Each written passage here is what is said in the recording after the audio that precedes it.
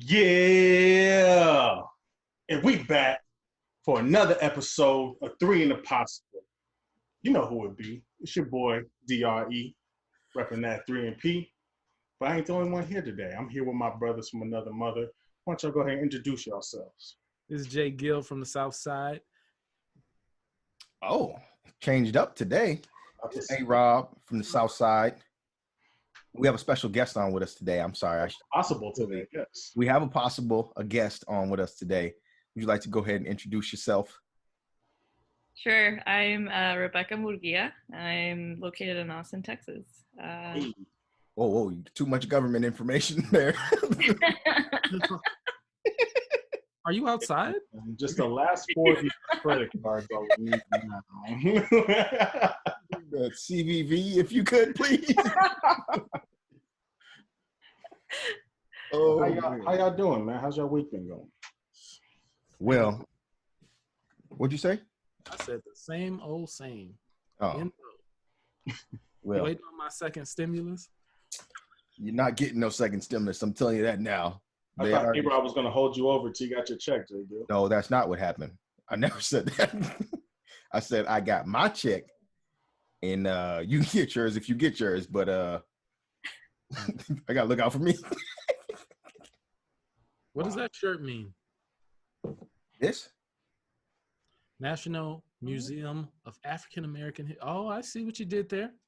I see what you did. Know what I mean? No, my mom, my sister, and niece went out to DC in January. Yeah, January. They went out to Baltimore and DC, and they visited the new African American Museum. And this was just one of the gifts that they brought back. So, you know, every time you travel, you try to get somebody some gifts. I went out to the DMV. Shout it out. Yeah, shout out to the DMV. When I went to Cancun, I got them the little, what do you call them? The things with the beads in them? Maracas? Maracas. That's what, see? I got him some of those. and a little hat, too. So, nice. My dad didn't get anything. Shh. But in any event. Huh? I hope he runs up on you for not bringing them, man. He'll be all right. Next trip. But in any event, we want to kind of do a sequel to last week's episode where we talked about Black or Black Enough, especially the Kenya Barris topic with his show. I already blanked on the name. What was the latest show?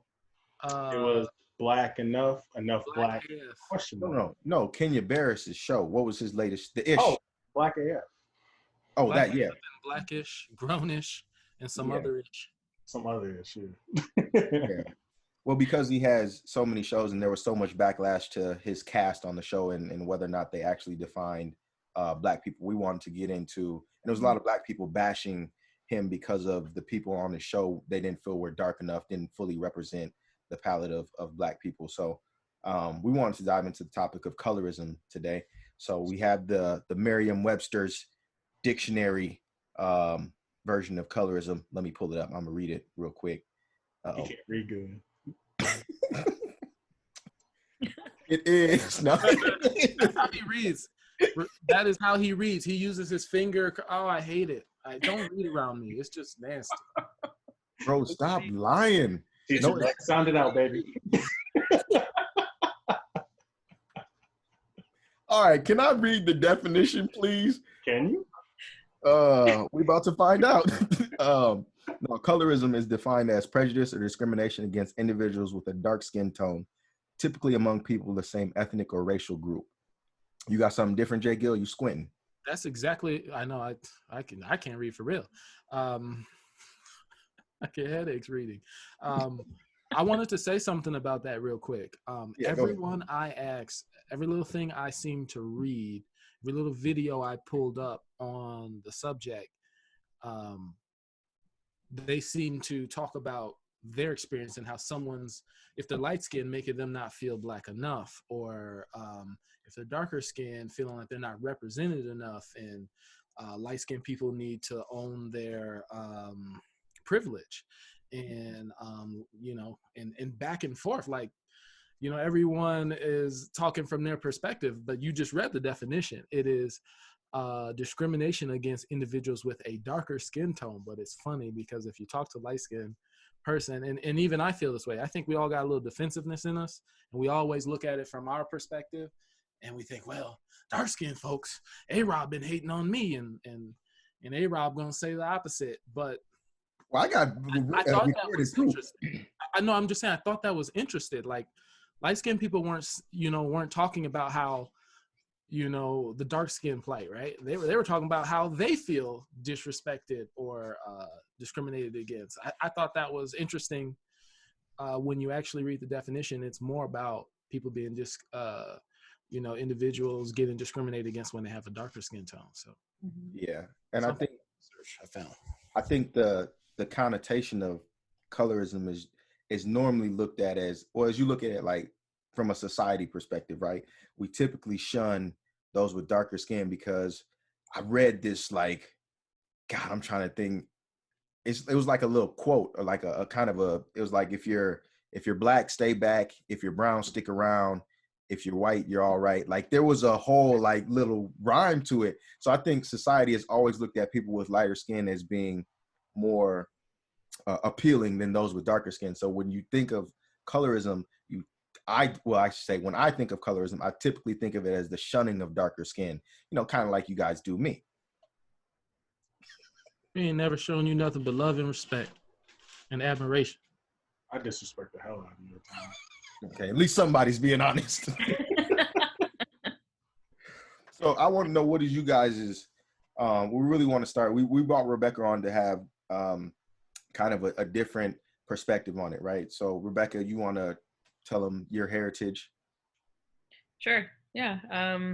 So as you mentioned earlier, colorism is definitely universal. I mean, my parents are from Mexico. They're from Juarez, and even though I was born and raised in El Paso, Texas, in the United States, still very much tied to the Mexican culture. I'd still go to my grandma's house every Sunday, and colorism was still very existent in my life in Mexico. It's definitely a thing and an issue still currently to date. I mean, I think my parents are guilty of it, right? So it exists. I think we're all guilty of it, right? At the end of the day. I think one of the questions I had, but we didn't ask, was... Well, I ain't got to them yet, brother. I got a whole slate. Question from last... Oh, go ahead, brother. I got a whole slate of questions. So, well, we really want to touch on it, and particularly in the African-American community, because we were talking so much amongst ourselves, but we felt like colorism wasn't just centralized to African-Americans, right? It was across different cultures and different ethnic groups. So reached out to different friends in different cultures to try to get their perspective on it. So we got some pretty good feedback. But we wanted Rebeca to come on. I reached out to a Hmong friend, reached out to some friends that have Lebanese background, one that has a Cuban background as well, and wanted to bring Rebeca on to get her perspective from a Mexican-American background as well. So we're going to give you guys some of what they told us as far as colorism and how it relates to them and their cultures. But want to know, for Dre and Justin, how have you guys seen it? How have you guys experienced it in your own interactions? Go ahead, bro.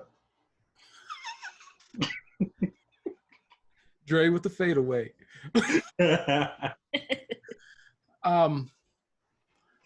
I know I just kind of pointed that out, but how light-skinned folks talk, bro. How we, we want to talk about how we've been discriminated against. If I'm, how is that? Just, I don't want to get into it because I think we went into it last week. Just feeling like people are devaluing my blackness because of maybe where I go to school, how I talk, how I dress, or what I don't do. Not cool enough, because I don't do what the others do. I'm getting a little off track, but is this other black people that are doing it? Yeah, it be your own folks. But when I look at the definition and I think, well, when have I been guilty of that? I don't know if I've been in a position of power to really hold someone back, right? Because of for whatever reason. but I've definitely given jokes, you know, to people. And when I think about it, you know, it's kind of, I guess it's kind of foul. You know, I think about some of the things maybe I've said and done, and maybe a way I used to think when I was young or something. I don't know. Maybe I just thought it was funny. There's definitely some animosity there. I don't feel like it's ever stopped me from kicking it with someone, you know, their skin tone, but there's definitely some animosity. And at the very least, jokes that, you know, may have hurt people's feelings, may have, you know, we talk about mental health. I may have, you know, some of these jokes may have hurt someone else's mental health. We don't think about that as kids when we're saying the stupid things we say. And even some of the stupid things maybe I said just yesterday, you know, I think we all can be guilty of it. Now, have I been able to discriminate? I don't know that I've held any real power to do any real damage like that. What about you, Dre? We all know. Give us some of them jokes. I mean, like I said, I'm just playing. Don't do it. Like I said, I'll keep it fun with you. You know, we definitely have made plenty of jokes at Alexander expense with Darker. You know, he's fired back as well. But as far as like, just to kind of recap a little from last episode, being half black and Mexican, I always felt like as if I wasn't like black enough to hang out with the black crowd and not Mexican enough to hang out with the Mexican crowd. You don't speak Spanish. Don't mean you gotta speak Spanish to hang out with Mexicans. Hey, quick! Some lady said something really cool. Light skinned lady. She said what you just said. I'm not black enough for the black. Not well for her. She was half white, not white enough for the whites. But she could blend in everywhere. I thought that was a interesting way she put it. You do kind of learn to be a little more flexible where you can fit into any crowd. Really, you can. And you know, with me, it took me a while because with that kind of not feeling accepted from either group, you kind of develop somewhat of an identity issue. You don't really know where you fall in. And it took me a while. I'm not gonna lie, it took me a while to realize and be comfortable who Andre is. I'm not defined by race. I'm not defined by culture. I'm Andre. I'm me. So my goal is just to be a dope ass person and just keep it, you know, just be chill. You know what I'm saying? And because of that, I could fit in multiple crowds. And that's something I'm proud of, to be honest. Have you ever had an issue where maybe you've been prejudiced or discriminated against individuals with a dark skin tone? What about that, you know? I mean, I can't think of any like crazy situation off top. I mean, only thing that really comes to mind is like obviously, you know, when we're going back and forth with A-Rod between all three of us. I mean, even when we're doing some other friends, you know what I'm saying? We would just, you know, roast each other. That's about it. But nothing to where I was being discriminatory to somebody. Do you ever feel embarrassed about some stuff you might have said? Because I found myself thinking back like, dang, man, I did say those things. I mean, we all said some out of pocket stuff growing up that we probably regret, you know what I mean? Or we've done something that we probably like, damn, I was wilding back then. It's just more about you growing as a person, what you're doing now. You're not making that same mistake as you were back then. Or you just, you know, you're not as ignorant as you were back then.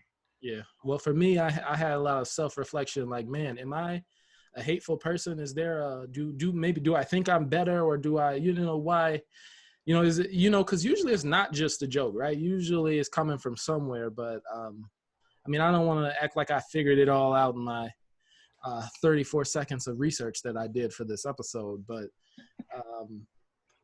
you know, I think, you know, good people reflect and they, you know, and they, you know, learn from their mistakes and try to get better. So I think I've definitely been guilty of some jokes, maybe even mean jokes, you know, just because someone laughs doesn't mean they wasn't hurt or whatever. But here's my question, because you're saying like mean jokes. Were you like, I want to cut deep in those jokes? Like I want to point out like some, you know, skin color issues with sometimes, you know, it's like when you are about to, you know, let's say you're about to get in a fight with somebody and they're dark skinned or whatever. Well, you know, you might have said some real foul, you know what I mean? Because you're in the heat of the moment, you're angry at this person, they happen to be dark skinned, and then you say some real foul stuff or whatever. You know, and then you think back like, dang, where exactly did that come from? Maybe, you know, and then I start to think, well, you know, what I see on TV, video games and all this stuff, does it affect me a whole lot more than I even can realize and know. So, Well, and that's kind of worrisome, you know, if I have children someday passing down some of these dumb things and then I don't even realize it. Please don't make little use. Well, I think you touched on something that I want to gravitate towards next, but I want to give some responses that I got from some other cultures as well. So when I reached out to my friend from that has Cuban descent, she did say that colorism still exists amongst Cubans as well. And then when I reached out to the Lebanese friends, they said, and I don't want to misquote them, so I'm just going to read what they responded. So colorism doesn't exist anymore, but back in the day, if you were darker, it meant you worked in the field and outside. If you were lighter, it meant you came from money because you weren't doing labor jobs, hence the lighter complexion. So I think you see a little bit of that too with going back to even slave times, right? So if you were light skinned, that means you were a mix between an African slave and like a white slave master. So you were typically given different privileges or better privileges, able to work in the house, not working in the fields, not doing the hard labor. But one question that I posed to everybody was why? What is the reasonings behind that thought process, right? So we've left Rebecca on silent for a while here. So wanted to kind of go to you and I guess understand what is the reasonings behind, or is there a basis behind like the colorism, right? Because you said it does exist even in Mexican culture. So what is that reasoning behind it? What do you know, like where that kind of came from? Yeah, definitely. And honestly, though, I still love to hear from your guys' experience. So I genuinely like to hear your guys' personal experience. But I do know in Mexico, there's a quite historical like explanation for it. So when I think of colorism, it's really funny because I think of conquistadors, like the C word, right? Colorism is kind of the same as the conquistadors in Mexico. So like the Spaniards came and conquered Mexico, like what in like the 15th century. But it's very much what your friend from Lebanon said, where the Spaniards, because they were fairer skinned, they were actually mistaken as gods, right? And that's kind of how they were able to conquer the Aztecs, which were, you know, the darker the Indians, Mexican, you know, Native Americans. And it's so funny because it's literally like you're tying a color of skin to power and wealth, right? And because these Spaniards came and they had new things and weapons that they didn't have, and they actually opened, you know, like they accepted the Spaniards with open arms because like they thought they were a god, and so they didn't want to disrespect them, but they very much made the Native Americans slaves, right? Like they ended up playing the same role. And what's really interesting about Mexico, though, is eventually you start having the mestizos, right, which is like the mix of the Spaniards with the Native Americans, and you start getting your fair skinned Mexicans, right? Like you can see me, like I'm fairly fair skinned, and even then I'm like the darker one in my family. But my parents, they like my dad looks like he could be white, which is crazy to me because the second he starts talking and his thick Mexican accent, it's just so identifiable. But it's because we are all byproducts of mestizos. Like we were all eventually, like my ancestors definitely come from that, the conquistadors, who then blended with the Native Americans. And to me, it's just that differentiation of power and wealth. And like you mentioned, the darker skinned people are very much located on the south of Mexico now because there are the more like rural jobs, like they're farmers, they're out in the sun, they're doing labor. But those are the same people that still also within the city have the worst jobs, right? Like the janitors, like the jobs that nobody wants to do. So to me, it's just a division of power in Mexico, but it is very much due to the history of it. So what do you got? I know our history is kind of tied back to slavery, right? You can see that mix of you take the West Africans, you bring them on the slave trade through the Atlantic, right? Drop them in the Caribbean. Some are in the Caribbean, some come to the States, and then you start the intermixing, like Rebecca said, right? So white slave masters have relations with Black slaves. You have mixed race kids, right? So they're looked at a different type of way because they get privileges that those who are darker skinned that are staying in the fields do not have, right? So I want to touch on quickly what the Cuban friend said because I felt this was pretty deep. But before that, I want to touch on the Lebanese friends as well. So they said it was the same thing like you said, Rebecca. So those who are in the fields That's the reason why, right? They're darker skinned, they're in the fields, they're looked at more so like a caste system, kind of like, hey, you're darker skinned, you're in the lower category of the caste system. Mixed skin, we're kind of in the middle, and then lighter skin, we're perceived as more beautiful, more affluent, wealthier. Blah blah Yeah, blah. right. But the Cuban friend said this: most Latino countries were part of the slave trade. African slaves were brought over, plus indigenous people were taken over by Spanish colonizers. The history obviously breeds racism in these cultures, and global colorism is a thing. Almost the same stigmas apply. Light equals more affluent, more desirable, better features. In fact, racism is rampant in Latin America countries. Cuba specifically didn't have laws like Jim Crow, and the effect of socialism is more on the class than race, but there's still racism. Um, One of her relatives was raised on a popular phrase that said, and please correct me, you guys, if I pronounce this wrong, but adelante la raza, which translate to advance the race. And what is meant is procreate lighter. That's how you advance, is by getting rid of darkness. So I think as we looked at it across kind of all the different cultures, it was the same thing, right? So if you were light skinned, you were viewed as being better than those who were dark skinned, because you weren't forced to do like that manual labor itself. So what do you guys have any other thoughts on that before I move to the next question that I asked, kind of posed to people? No. Not really. I mean, one prime example I would say is look at for like as far as like Cuban Sam. Look at Sammy Sosa. The baseball guy? Yeah, Yeah. he look Irish now. Like that. What? Like he was like your complexion, bro. Now he's like very, very light skinned now. Well, I'm going to touch on that too, because skin bleaching is a thing. As I was doing my research on colorism in the Caribbean, articles I think is as late as 2019. We're talking about skin bleaching was so prominent in Jamaica that they had to ban skin bleaching creams and products, so people weren't trying to bleach their skin because of this stigma that light is right, lighter is better than darker, right? And as we've seen, right. Huh? It's white is right, brother. Light, white. It's all on the opposite end of the spectrum than me.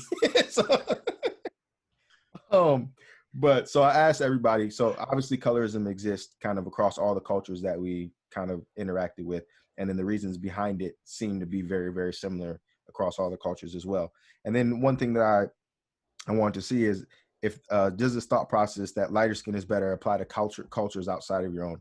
And maybe I should have phrased it differently. I wanted to know if it was looked at as within your culture. Do you look at other cultures and say, hey, they're dark skinned, they're worse off, they're light skinned, they're better off? Does it extend outside of your culture, that same kind of stigma as lighter as being better? So my friends from Lebanon said, I think maybe the older generations would say that light skin is better, but the younger generations tend to think the other way around. Basically, the blacker the berry, the sweeter the juice. They might have been telling you what you want to hear. So my Cuban friend said, definitely it's global. Happens in Asian communities with Cambodians and Filipinos who tend to be darker. I would not be surprised if it happened across all cultures, was their response. So what do you guys think? Do you guys look at other races outside of your own and say, hey, they're lighter skin, so they're probably more affluent, or they're darker skin, they're probably worse off? Because I'll be honest with you guys, I never look at other minorities and think like, oh, they're lighter skin, they're better off, or they're darker skin, they're worse off, right? I've always just looked at us as minorities, right? Like I always kind of lump us into one category, whether you're light skin or dark skin. I always feel like you're part of an oppressed class because you're a minority. So how do you guys do that? Huh? Black people are good for that. What, lumping? You dark skin, you black. You got a little color, you black for sure. You're too accepting, more accepting than other people are willing to accept sometimes. Yeah. But what do you guys think? How do you guys view that? I think that's really interesting because you bring up a good point. Like, I don't think myself, I was so aware of the colorism that exists in the African American community until people started speaking up about it, right? Or like until I heard people's experiences, right? Like, especially fair skinned people, I didn't realize, kind of like Justin, like your experience where you kind of have it from both worlds, right? Where you're like, maybe I'm not black enough, maybe I'm not light enough. Until I started hearing that, I didn't picture the struggle. You want to know what they called me? What? High yellow piss collar. Well, it wasn't us. It wasn't us. So we're clear. It was not us. I heard this for the first time last week, so. But it's true. Like it's true. Like maybe now that we're having discussions about it, we're starting to realize that it's a universal thing. But previously, no one knew, or like previously, I guess no one cared to ask or cared to look and see what's going on. Actually, I had a question for you, Justin. Do you? Because Alexander mentioned something earlier, which was the lighter skins, right? Like in any race or ethnicity, there's some privilege tied to it. So my question for you is like, have you perceived that in your experience? Like, do you feel like there have been moments in your life where you might have had advantage or you were treated differently because of the color of your skin? I know I have. Even if at the time I wasn't smart enough to, I don't want to say smart enough, but whatever, didn't realize it. Yeah. I've been told, at job interviews, you speak well and you're kind and you're nice and I know that for people I've been viewed as less, what am I trying to say? Less aggressive, less, not threatening. Some people have said that. So at the time, I seem non-threatening. Okay. But now, I'm more hip to what they were really saying to me. And I've definitely, probably got in a few places the door might have been slammed shut on someone else. I know for sure now, the way you look going into a interview, and I'm sure A-Rob deals with this as much or more than all of us. You should look good going into an interview, but lightening your voice. We all got I hate to say it, but we all got a white voice at work. Code switching. Hi, I'm Justin. How can I help you? Because we know. Yep. Even if, I don't want to say we know, but we feel like we'll get a better reception. And I know I've benefited from maybe, it just seems so filthy coming out of my mouth, but I know I've benefited from being lighter skinned and somehow less threatening, even though maybe when this is cut, No, and there's really like, in my opinion, there's nothing to be guilty about because nobody picks the color of their skin, right? Like, we can't. But that's really interesting. Like, I'm glad to hear that, or not glad to hear, but I'm glad to hear your experiences. Because I'll tell you guys a funny story. When I was born, so like again, right now this lighting isn't doing justice, but I'm the darker one in my family. And when I was born, I was very much like a darker brown. Like I was almost like red. Red is not brown. No, just kidding. But right, like Native American, right? Like I just right. And my dad, like I said, my dad's very fair skinned. His family's fair skinned. So is my mom, for the most part, even though we have dark black hair. And so when I came out, obviously, like his friends started joking on my dad and being like, "This is a milkman, like the milkman's daughter," right? He got so mad. Like at first, like the first joke, he was like, "All right, ha ha ha, that's funny." And then the second time, like he's like threatening friendships, you know what I mean, at this point, because they kept making fun of him for having like a darker daughter. And I found that interesting because like I'm glad that he stood up for me, right? Or like in those situations, like I'm glad he eventually did like call his friends out for it. But even something so little like that, like again, you see me, I'm not even that dark, but it was still prevalent in his times. Like all his friends noticed. But to your point, like I do acknowledge my privilege, like I said, in the Mexican community of like my parents being fair skinned. Like my grandparents, for example, my grandfathers went to college, which is so strange to think about, right? Like especially back in those days in Mexico. And I think a lot of that, like a lot of my family's privilege does come from like the evolution of just our ancestry, probably, right? Like I have it on both sides of my family, the fairness. You guys are making these transitions extremely easy because I was going to move to it next. Where is this learned, right? Is it a societal thing once we become older? Is this taught at home? And I'll kind of start on mine from my upbringing, right? So we never really were taught to look at people with lighter skin colors different than ours, but we always taught that, hey, you're black. You know, the rules are a little different for you than everybody else. So it wasn't necessarily looking at skin tone, but it was to understand that you are black. So the rules that society sets are a little different. You know, you got to play by a little different rules. You know, you've got to act a different way. We still see this to this day is, and I'm not going to take it down this path, but interactions with police, right? So it can quickly change for us in an instant. We've seen historically that things with African American encounters with police typically go south extremely quickly, or even when you arrive to that situation. Justin, you touched on it, trying to change up and make sure you're not perceived as a threat. I'm very conscious of it, even walking downtown, right? Like, I've got to make sure my facial expressions are a certain way because I don't want people to think, I'm angry at them or I'm a threatening manner. You take the do-rag off like in the car, or do you go all the way? I'm trying to be Yes, serious. bro. I take it off in the car. I don't wear it. There's been times though, I will wear it into work, but I'll have a hat over it so people can't see, and I'll just take the hat and the do-rag off at the same time. But even that in itself, right? Like if somebody comes in, if like a white woman comes in with a scarf on to keep her hair laid down, right? Are you gonna look at that and the same way you would look at me with the do-rag? Because it's technically the same thing, right? She wants her hair to stay down. I want my hair to stay down, but it just looks, or the perception of it is just different.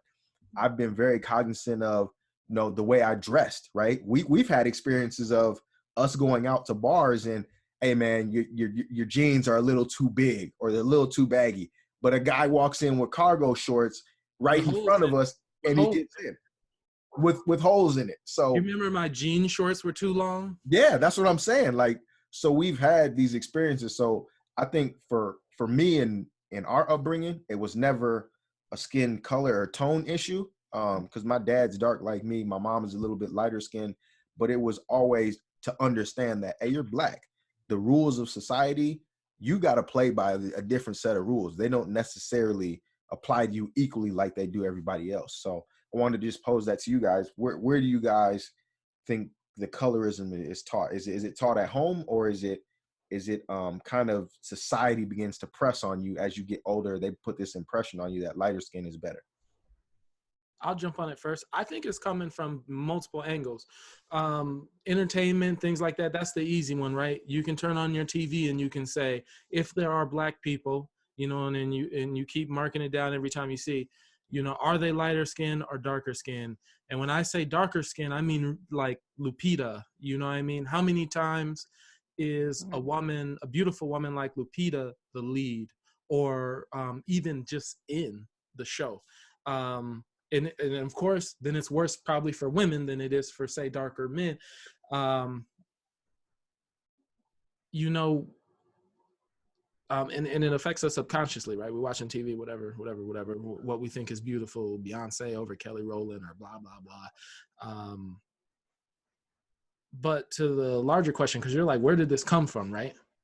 Like, well, no, I know where it comes from, right? But where does it stem from for people? Because at birth, you don't think of this, right? So is it taught at home? Or again, as you get older and you start to interact in society, do those perceptions, that stereotypes and things get forced upon you? I think so. I think even if, like I told you guys earlier, some things I did or said, it's like, man, I hope I don't pass on that kind of way of thinking. Maybe I've grown out of it now. I don't have kids yet, so maybe it's not a problem. But I think, yes, it's definitely coming from our parents, our grandparents, our cousins, or then we go out into the world, right? And our people we want to be friends with, we think are cool. We're, people, you want to fit whatever, I don't know, narrative they think. I don't even know what I'm trying to say, but and of course I got LeBron James looking at Curry in the back. That's one of my favorite things. But I think you're just getting it from everywhere. Where you go to school, in the stories, The stories don't typically have people that look like Lupita. And I think you maybe learn it without even really realizing it. And it's just from every angles. You turn on that TV, you go out in the world, you deal with the police, you deal with your teachers, you deal with your friends, and they got jokes. I think we probably get it from everywhere, and especially from our own.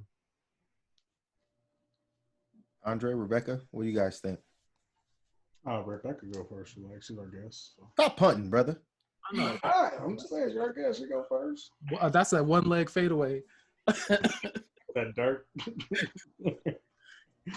That's actually a really good question because I just saw a video today, which is super relevant, and it was about a test. It was like a video of a test they did on an experiment on kids, and it was like 2 playrooms, equally like dressed up with toys and just a lot of fun stuff. But in one room, and they're right next to each other. In one of the rooms, there was a kid with Down syndrome in it, and they like bring in one child at a time, and they give them the option, like, which room do you want to play in? And it's really interesting because it turns out that the 8-year-olds all went to the room without the Down syndrome kid, right? They all looked at him, but they still chose to go to the empty room. And then they brought in like 5-year-olds and like 3-year-olds, and they all went with the kid, with the Down syndrome kid. And the point of the experiment was to show exactly what you're saying, which is that it's learned. Like at some point between the ages of 5 and 8, they learned that maybe the Down syndrome kid is different and he's weird and I don't want to get it, right? Like somewhere they learn from their parents, kids, school, right? That was bad. And so they chose the other room, and it made me sad, right? Because it's like, I wish we could all just be so innocent, like what we used to be, like at 3 or 5 years old. And it says like they don't see people, they don't see the skin, they don't see their differences, they see them for people, right? Like a kid just sees another kid, and they're like, oh great, fun. And to your point, like it's completely the media, like Justin mentioned, like little subtleties that you don't notice. But the fact that it's universal, that means, for me, it means like the message is still coming from everywhere, and it's ongoing in all countries. Yeah. But even if you're not watching TV and you're just reading books, and every book portrays some white hero or some maybe lighter skinned hero, but never a dark skin, like even that has an effect, right? And so you grew up thinking, well, look at Disney movies. What are all the villains wearing? All black clothes and all that. You know, you got the bright, shining, you know, hero coming in and all that. It's just stuff like that. That's very true. Yeah. I think media plays a big role, but I think even if you try to shelter your child from that, like there's still, you know, there are still roadblocks everywhere that you gotta, you know, try to kick down and make sure your child, I don't know, you talk with your children. Do we talk with our 3-year-olds and our 4-year-olds about these things? Can we talk with them about these things? Because they've done plenty of tests, and the kids are always, you know, the shade, the different shades, and they're always pointing to the darker shades is bad and the lighter shades is good. But yeah, I think it's obvious. I think they're probably learning it from their parents, and their parents would probably say, "No, I didn't teach them that." But yes, you did. Yeah. Right.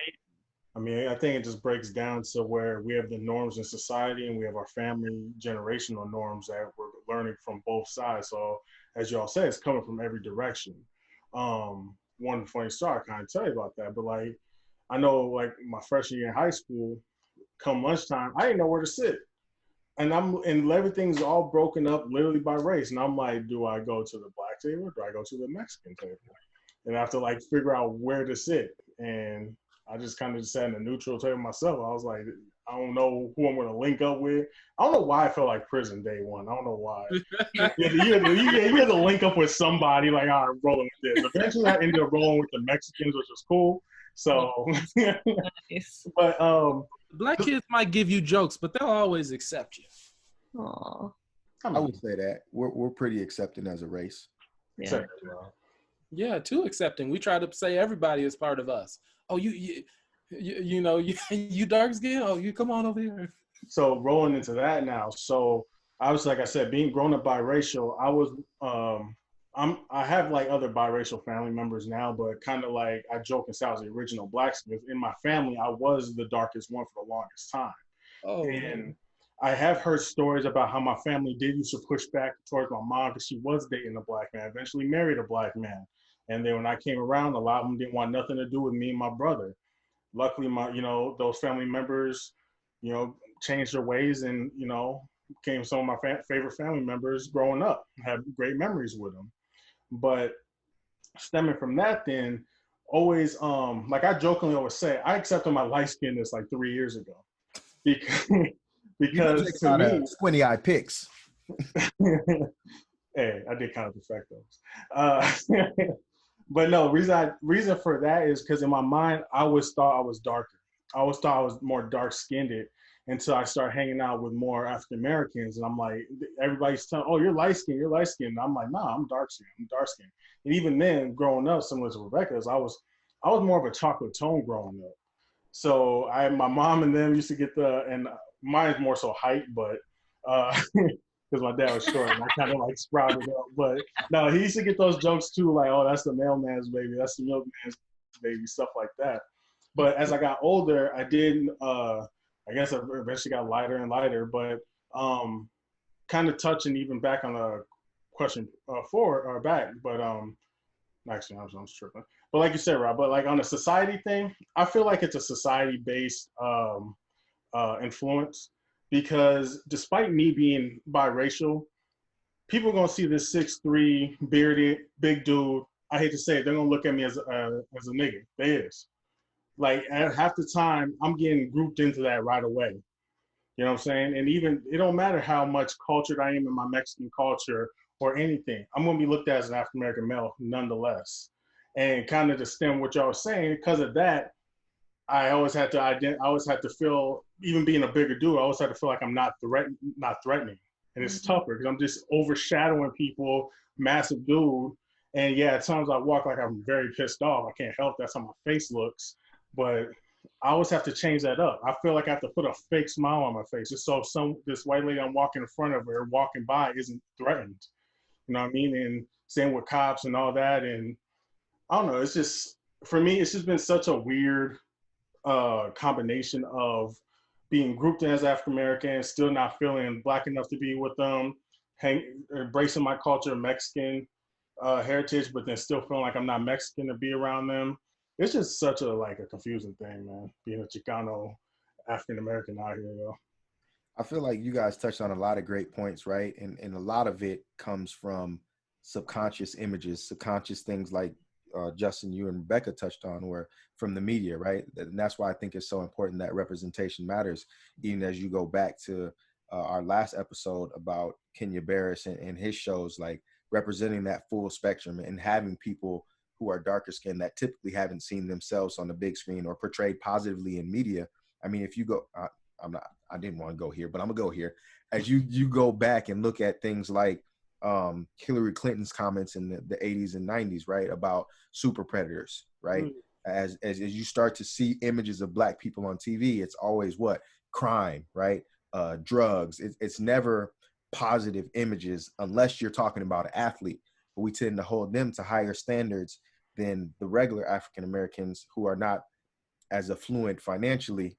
Yeah, so I mean, as you look at that in the media, it's always this portrayal of negative, negative, negative. It's very rarely do you see a positive black role model on the TV screen. So I think these subliminal messages, and even companies have an obligation, right, to show this same type of representation to change that narrative. Dove got in trouble a couple years back for showing like this skin cleaning one, and it went from a black lady to a white lady. It was like beautiful skin. But the commercial we might want to cut that out.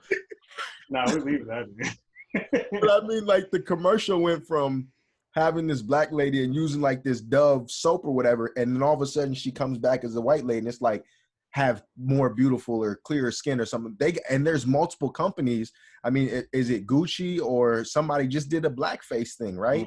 Mm-hmm. So I mean, companies do have an obligation as well to paint these images in a more positive light and have better representation. So before I touch on the next one, I want to touch on what my friend said. From the Lebanese culture, I'll just kind of summarize it for you. They were taught at home that skin color doesn't really matter, right? But as they got older, they realized that darker people sense more or get more judgment. Some friend from Cuba, Literally. More jail time. More. Oh, yeah. I mean, there's a lot of ways you could go with that, but yeah, that's true. Less pay, less education, right? Less opportunities. I mean, you touched on it earlier, Justin, with the, you know, you go into an interview, hey, you speak well. You know, I'm sure there's been times where I went in for an interview and it's like, oh, okay, hold on, whoa. If this was a phone interview, we might have hired you, sir, but because we in person. Can't hit him with the hello.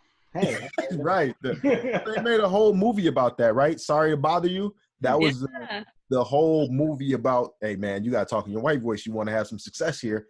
But that movie went quick. I ain't gonna lie. But my Cuban friend said it wasn't taught at home, but as I interacted with more family and more Cubans, racism is blatant as fuck. So in her particular city, Cubans have disregarded their internal racism and made it a nationality issue. So most Cubans in her city are white passing. So Cubans give black Cubans a pass, maybe, but they have a disdain towards black Americans. There's also an ingrained racism, colorism, and a lot of the slang, colloquialisms, and beauty standards. So I think that's a huge thing too. As I touched on earlier, in the Caribbean, there's a lot of skin bleaching creams, right? So before I dive into the next question or portion of this, I went a little further with her in regards to Cubans' disdains towards black Americans. And what she told me was it wasn't, the plight of African Americans isn't really explained in Cuba, right? So that whole stretch from slavery to Jim Crow to segregation, all those things aren't really explained. So their perception of African Americans is what they see on the news. And we've already established that we get painted in a certain light as lazy welfare recipients, not educated, not willing to work hard, those type of things, right? So we've talked a lot about how this is negative, right? Or the negative connotations. I want to know, how can we unlearn this? Is this too ingrained, or can we unlearn some of this colorism or biases we have towards people with darker skin? I've been talking too much, so I'll let y'all go. Dre, we starting with you. Yeah, no. I would MJ fade away this time. I would say, as far as, I feel like it's too ingrained in society right now, but it's still possible to change it. As we see with this generation, especially in the Latino community, we see them trying to fight to gain their identity back and kind of cancel more colorism. I know there's more of a movement going on. I'm spacing on it right now. Will it happen in our lifetime? Can it happen? I think with these generations working, we keep steadily working towards it eventually, but maybe not our lifetime, but hopefully the next. So, there's something just sad about that. But I'm with you. I don't believe it can change in our lifetimes. Maybe I'm the problem there. I don't know. No, I would kind of agree with you. Like, I'm gonna go real conspiracy theory here, and I feel like just because of everything that Alexander's talking about too, and like your friend's comments, I feel like at the heart of this, I'm kind of figuring out is capitalism. Like, and I mean capitalism to a point. Like, there's the bleaching creams, right? And Dove's having these commercials to sell more shit. I feel like, and at the heart of capitalism is white power, right? Like, who are the richest in the world? They're all white, right? Power. Mm-hmm. Exactly. Like, everybody that's wealthy, everybody that owns the biggest corporations, that owns capital, that owns everything, at least in the United States, right? Or like, speaking from my experience, I feel like at the heart of colorism is capitalism too. Is because whites do benefit from that racism, from that prejudice within the internal cultures. I think, which is why, like, I kind of agree with Justin. Like, I don't know how to battle that, right? Because until we get the richest to be more diverse, until we become unbound from capitalism. Power only. I don't think people understand. I'm not saying what I'm sure everyone thinks I'm trying to say. Power only changes hands one way. It's to take it. Okay, Malcolm X. When you say we have to have, basically you're saying we have to have different people with the money, with the power. How how do you get there? Like, Mm-hmm. I mean, I'm I don't want to, yeah, I guess I don't even Valid go down question. that route, but I think you know what I'm saying. I don't know how that's changed. Power is taken, it's never given. I'm gonna challenge you two on this, from a perspective of capitalism, right? It is rampant in other places where whites aren't as predominantly in control. You look at the Caribbean, Jamaica, right? That message is still being passed on there, right? The corporations still do business there, so there's still, that message is still getting passed on. But the people in power there aren't white. You go to South America, right? There's a ton of. I had a friend who went to Argentina who's she's maybe about Dre's color. She got a lot of pushback in Argentina for her skin tone. What? I just said she was your color. I couldn't find the. I could have told you that. I get pushed back from my skin tone too, bro. Well, I'm just saying in Argentina, right? So as you look at Argentina, I wouldn't say that whites are predominantly in power in Argentina, right? Their corporations do business there. A Huh? lot of blonde-eyed blue eyes down there. I have to look at a picture of Argentinians or whatever. They're in the lower part of South America. So as you look at like, Oh shoot, I'm thinking, oh man, I'm Like I thinking. said, you're gonna see a lot of blonde hair, blue eyes down there, bro. I wouldn't doubt that, but I would say that's probably more so from mixing of races than white folks having gone there, colonized it, and having control there, right? So I'm gonna push back a little bit on that. In regards to it. Let me push back on the pushback. In Jamaica, you got the corporations doing business with, to keep it short, with black people, right? The black people that are in charge. That's what you're saying. But who has more power? The corporations, because you've seen America, I shouldn't say a million times, but probably a million times, get rid of people who aren't willing to do business with these corporations. So who really has the power in Jamaica? Yes, you can say they have a black president or whatever they call it there. Maybe it's sad, I don't know what they call it, but my guess is at the end of the day, those corporations probably have more power than the president or whatever. Matter of fact, they probably prop him up.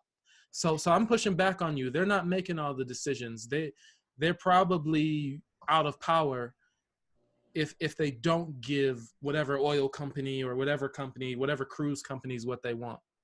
I bet you white corporate America is still making all the money, even in Africa and different places. I won't disagree with you there, but I would say it's dependent upon if they have a corporation set up there, right? Like if you don't have a footprint there, right? How can you make decisions there? I've got to import your product in order for you to have business on my continent, right? But if you don't have a corporation here, you don't have a footprint on my land, then you don't have any power. I don't have to buy your product. I can go to another country and get the product, right? Or a different product. Huh? They could assassinate you. Here you go with this. But I mean, that's true to an extent, right? But I'm saying if you don't have a footprint there, how can you make control? How can you gain control, right? If I don't necessarily need you, you need some of my resources because we're not a nutrient-rich country, right? We do have some oil, but we've still got to depend on other countries for different natural resources and things. So that import-export, I think, drives more of that. Unless your corporation has a footprint here, I don't think you get to make a say-so, right? Or have a say-so. I think you've seen what happens when America wants what you got. Yeah, look at Puerto Rico. They come to you with their military. So, I'm not against the military, none of that. Please don't assume that. But I think you are, I think even where there are black people in control, they're probably not even black people, but people of color. Non-white, I would say. Yeah. So maybe they're lighter skinned, right? Like South Americans that are in power. There's still a stronghold there on the continent. And maybe that has some influence from white corporations and things. But I would say to not continue going down that. But I would say the way it changes is exactly what you guys said. Minorities have to take power. And I do think you're starting to see a changing of the guard as far as minorities having a majority in especially the United States, right? And that's why I think there's this big pushback. I think that's why Trump got elected so much, because there was a changing of the guards and people wanted to fight that. People don't like change, right? So if you see, hey, this guy is talking about nationalism, and things that are important to me in the country, never mind. um, but he's talking about things that are important to me and fighting kind of that, talking about, hey, Mexicans are coming over, they're criminals, they're murderers. You know what? If you're okay, he's talking about, you know, keeping our stuff in power. You know, this is the guy I want to go with, right? Like he's speaking my language. So I do think it can change. I don't think it'll be in our lifetime. But I do think the way that it changes is minorities have to take a majority and have that control, that power, like you guys said, and that's how it changes. Do I still think there will be? They're fighting back. Yeah, but do They're I? fighting back. They're trying to control who can vote, how you vote, everything that might push them out of power. They are just pushing back on it. I the last couple of years you've been hearing, and this is the last I'm gonna say on this kind of thing, but the last couple of years you've been hearing people thinking they believe there will be another civil war here in the U.S. It ain't over till it's over. And In regards to, I'm sorry? In regards to what? Minorities having too much control? To keep it short, white people losing their grip on this country. So you're saying, oh, it's just going to naturally change. Well, you can start to see them fighting back at that already, trying to close, make sure we don't get any more Mexicans from Mexico in here, and more people of color from other countries. And yeah, I mean, we'll take people of color, but we'll take people of color at high skilled jobs, right? So you look at a lot of people from India, right, that come over and take technology jobs. Nobody's complaining about that. They're complaining about people who are taking more like service jobs, right? Oh, they're coming over, they're taking all our jobs. Well, they're taking jobs that people don't want to do, right? Not a lot of people are coming here and saying, I'm coming to get a CEO's job. No, they're saying I'm coming here because I understand that my perception is the American dream is if I come here, even as a low wage worker, work hard, work my butt off, I can become something, right? They're not coming and taking mid-level jobs. They're taking more lower level jobs and working hard and trying to pursue that American dream. So, but I would agree with you. There is a pushback against that.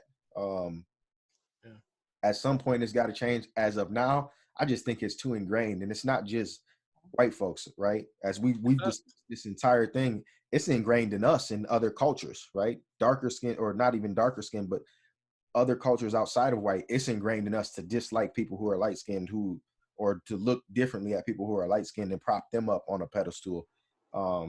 It's got to be a mindset shift, and it's got to be a bit of a power shift too. Yeah, I won't hold my breath. I don't think it'll be in our lifetime. I'll agree with you guys there. I don't think it'll be in our lifetime. I don't know, because who would have said 20 years ago that we would see the first Black president, right? Like, they probably said, not in my lifetime. Yeah. Right? Yep. That's interesting too, because there's people that push back against him because his mom's white, right? So they're like, he ain't fully Black. He was a Black man. Yeah. Right. Yeah. So yeah. There is pushback against that too. So I agree. Like, it starts with education. I think at the heart of it is education. Like what I just said, like, I didn't know that it was also prevalent in the African American community until I started hearing about it. So until we start seeing CEOs be dark skinned, right, from all races, from all countries, I don't think things are going to change until we start. But like you said, that, even if they are a small group getting smaller, if they have all the power, they have all the power, and they're still going to hire themselves. And I think some very interesting things are going to happen in this country over the next 20 or 30 years. And I'm not so sure what we think is naturally going to happen here is going to happen, at least not without a fight. Yeah. The most massive change comes from fight, like you said. Yeah, there's got to be a revolt, a pushback. I wonder if people really understand what that means to take power. Get the gap. We don't believe, we see all these things happen in other countries, these coups and these different things, and I think we don't believe these things can happen, and I wouldn't have believed we could get Trump in office. So I know. You know what I feel like was almost a preview to that? In early, maybe mid 2016, I went to London. they were doing they were like their Brexit vote, right? And nobody thought Brexit would pass. They didn't think they would leave the EU. In a country like the UK. Right, but this huge push towards nationalism in London, what they felt like was, I no longer know who's a native Londoner. We're getting people from all these different cultures. It's becoming a melting pot. I don't know who is from London anymore. And there was a huge pushback towards that in early 2016.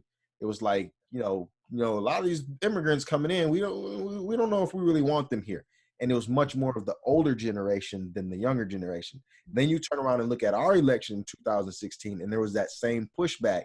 And you're starting to see a lot of this nationalist movement across different countries around the world. Yeah, so it'll be interesting. Things are just about to naturally change. Oh, we're gonna have new leaders in 40 years. They're gonna be speaking Spanish and this, we'll see, man, because they are ramping up and for some crazy shit, I think, I don't think the people in power are going to be willing to give it up.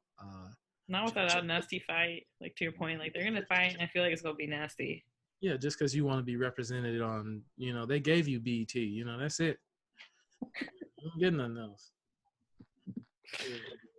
Jeez, I try to keep it lighthearted cause it's such a dark subject. It can be. Well, what do you guys have any closing thoughts or anything in regards to this before we wrap this on up? Dre, we starting with you. Look at him getting that post. Nah, like I said last episode, man, like light skin, dark skin, in general, we're all minorities, yo. Let's just bond that together, man. We need to stop fighting within ourselves, trying to, have this team light skin, team dark skin agenda that Alexander's always pushing. But, but nah, like for real though, we just gotta just come together, man. Just knock this out, man. It's a dumb thing to be fighting over skin color when we're all in the same boat, nonetheless. You know what I mean? We're so easily divided. Yeah, we are. Like that's how power is maintained. You got it.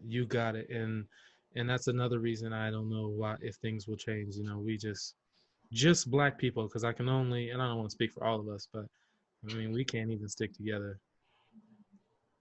So. But like kind of what Alexander was talking about is like, how do we change it, right? And I think something I'm learning out of this too is we gotta keep pushing back even in our internal cultures when we do see that, because it's not right and we're not helping our own cases. And like I mentioned, my parents still sometimes say really insensitive remarks and it bugs me and it makes me so uncomfortable. And it's kind of like I gotta keep getting stronger to keep fighting them and keep letting them know when they're wrong if we're ever gonna beat this thing, right? Like we've all talked about, like there's gonna be a war, right, at some point, like figuratively speaking. And so like we gotta get stronger. We gotta get stronger about pushing back and educating when we do see it, because if we keep letting it slide, like, oh well, this is just the way things are, nothing's gonna change ever. And I would like to see them change, but we gotta unite in our communities, to your point. Like, we have to. I don't know how, but we gotta do it. Yeah, and send out a second stimulus. So you can pay back Rob, right? I ain't loan him no money. I'm broke. They sent me something last month, and I'm just waiting on them to send something for my wife. That's all. Wow, here we go. Bro, that was for both of y'all, not just you. Well, yeah, I think you actually brought me something. Ooh, another Seagrams. Yeah. Here he's good. He's a wild one, 2 in one night. Bahama Mama. Well, I think you guys touched on everything. I don't really have anything to add. But we would definitely want to thank you, Rebecca, for joining us and sharing your insight with us. Thank you so much for inviting me. This was so pleasant. It was like the best Friday night I've had in a while. So I appreciate it. And I love learning from you guys. I really hope I can tune into the next one because I learned so much. You've had some dark Fridays, it sounds like. Nah, just dang, J Gil. You gonna tie it even into the key word me too. He said, I'm gonna do it. He said he's gonna get one in before the end of the night. That I feel complimented. Thank you. That's just him opening up, accepting you into yeah. That's probably what it is. Legit. Thank you so much. Yeah. Oh, thank you guys seriously for having me. I had a great time. And we'll have you back for another one. We'll find another topic that's interesting, and we'll have you back. Love it. All right. Well, with that being said, this has been another episode of 3 and a Possible.